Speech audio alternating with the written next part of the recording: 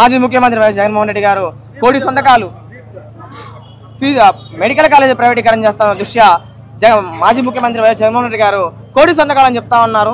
దానికి సంబంధించి ఇవాళ తెనాలిలో మా శివన నాయకత్వంలో సుమారు 70,000 పైచీలకైనటువంటి సంతకాలు మేము అందరం చేపించాము. నిజంగా ప్రజలందరూ కూడా మేము అక్కడ కూర్చొని టేబుల్ వేసుకొని కూర్చున్నాం అంటే వాళ్ళే స్వచ్ఛందంగా వచ్చి పిలవకుండా వాళ్ళే మా పిల్లల జీవితాలు కాపాడాలి, మేము ఈ సంతకాలతో మేము కాపాడుకుంటామని చెప్పి వాళ్ళు సంతకాలు చేస్తా ఉన్నారు. నిజంగా జగన్మోహన్ రెడ్డి గారు చెప్పినట్టు కోటి సంతకాలు కాదు 2 కోట్లు సుమారు అయి ఉంటాయి కూడా. ఈ సందర్భంగా ఇవాళ తెనాలిలో మా అన్న నాయకత్వంలో ఇక్కడి నుంచి ర్యాలీగా వెళ్ళి గుంటూరు పార్టీ కార్యాలయానికి పంపించుకుంటా ఉన్నాము. అదేవిధంగా అన్ని నియోజకవర్గాల వ్యాప్తంగా ఈ కార్యక్రమం జరుగుతూ ఉంది.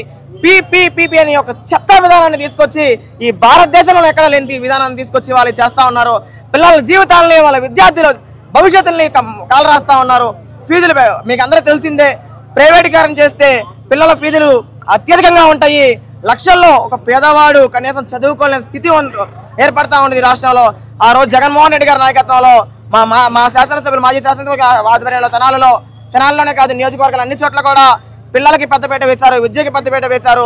మరి ఈ ప్రభుత్వం వచ్చిన కాడి నుంచి కూడా ప్రభుత్వం వచ్చిన కాడి నుంచి పెద్ద పిల్లలని వాళ్ళ తక్కువ చూపు చూస్తా, చులకన చూస్తా ప్రైవేట్ కార్పొరేట్ విద్యా సంస్థలకు సపోర్ట్ చేస్తూ ఈ ఏదైతే గవర్నమెంట్ స్కూల్ పిల్లల్ని వెనక తొక్కుతా ఉన్నారు ఇవన్నీ కూడా కరెక్ట్ కాదు. మీరు ఎమ్మటినే మార్చుకోవాలి మీ నిర్ణయాన్ని. ప్రైవేటీకరణ వెంటనే ఆపి ఈ ఏదైతే ఈ విద్యా విధానాన్ని పిల్లలకి ప్రతి ఒక్క పేదవాడు చదువుకునే విధంగా ప్రతి గడపకి అందియాలని చెప్పి కూడా తెలియజేస్తా ఉన్నాను. ఈ ప్రభుత్వం అది క్యాన్సిల్ చేసింది. ఫీజు రీయింబర్స్మెంట్ బకాయిలు చేయలేదు.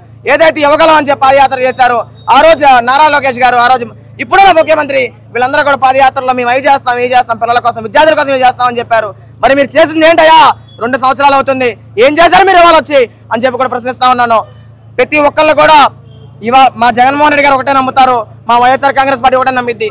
విద్యార్థులకి చదువు ఏదైతే ఉందో చదువునే ఒక దీపం లాగా చదువుకుంటే సొసైటీ బాగుపడితే అని ఆలోచిస్తారు. కానీ ఈ ప్రభుత్వం ఒక తప్పు చేస్తూ ఉంది. దయచేసి వెనక్కి తీసుకొని ప్రజల జీవితాన్ని పిల్లల జీవితాన్ని కాపాడాల్సి కోరుతా ఉన్నాను.